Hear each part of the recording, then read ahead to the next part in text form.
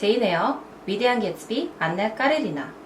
여러분은 이 세 소설의 공통점이 무엇인지 아시나요? 바로 제목에 등장하는 인물이 곧 주인공이라는 것인데요.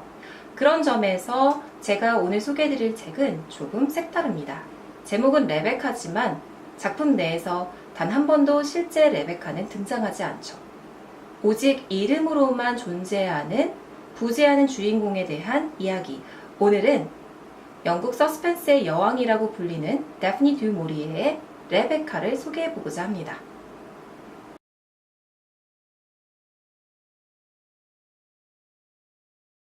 이 이야기를 이끌어가는 화자는 나라는 여자입니다.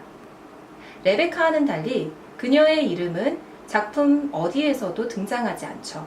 그도 그럴 것이 등장인물 중 어느 누구도 그녀를 이름으로 불러주지 않습니다. 그녀는 20살을 넘긴 소박하고 가난한 여자입니다. 그런 그녀가 42의 맥심 드윈터라는 부호를 만나 결혼을 하게 되는데요. 맥심 드윈터는 영국 사람이라면 모두가 알고 있는 맨덜리 저택의 소유자입니다. 이 맨덜리 저택은 굉장히 화려하고 아름다운 공간이었죠. 그는 이미 레베카라는 여자와 한 번 결혼을 한 전력이 있었고 불의의 사고로 그의 부인을 잃고 절망으로 하루하루를 보내고 있었던 것이죠.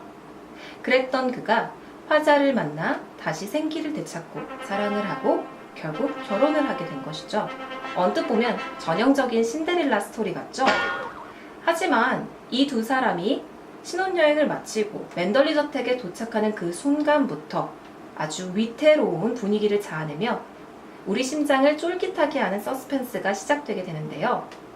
그것은 바로 하인들이 이미 죽어 사라진 레베카의 이름을 지속적으로 나에게 언급하면서 시작이 됩니다. 예를 들어 이런 것이죠. 드윈터 부인이라면 이랬었을 거예요. 레베카 마님은 항상 와인 소스를 즐겨 드셨죠. 서쪽 방은 레베카 부인 것이었습니다. 뭐 이런 식으로 말이에요. 이런 얘기를 계속 듣다 보니 화자인 내가 강박에 사로잡히게 됩니다. 마치 그런 하인들의 말들 하나하나가 그녀에게 비천한 너 같은 것은 맨덜리 저택에 어울리지 않아 라는 메시지를 주는 것 같았죠. 그래서 화자는 부단히 노력을 합니다. 레베카와 같아지기 위해서. 하지만 어떤 노력을 해도 자신은 레베카의 그 우아함과 고상함을 가질 수는 없었어요. 그런 완벽한 안주인의 죽음 때문이었을까요?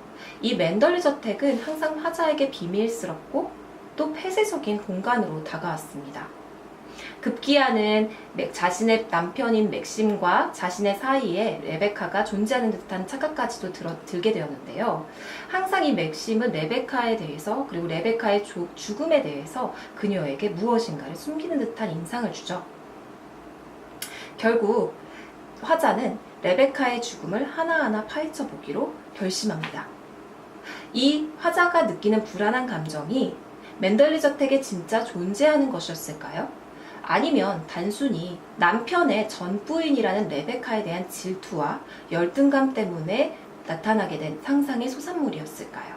다프니 듀 모리에가 레베카를 출판하고 나서 이 작품은 영국에서 많은 반향을 일으켰다고 합니다.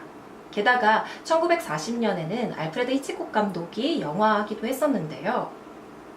우리나라에서는 레베카라는 이름으로 뮤지컬이 성황리에 공연을 하기도 했었죠. 다양한 장르에서 각각 성공을 이룰 수 있었던 것은 원작이 가진 스토리의 힘 때문이 아니었을까 생각해봅니다. 여러분도 이 원작이 주는 서스펜스의 매력에 한번 빠져보시는 것은 어떨까요?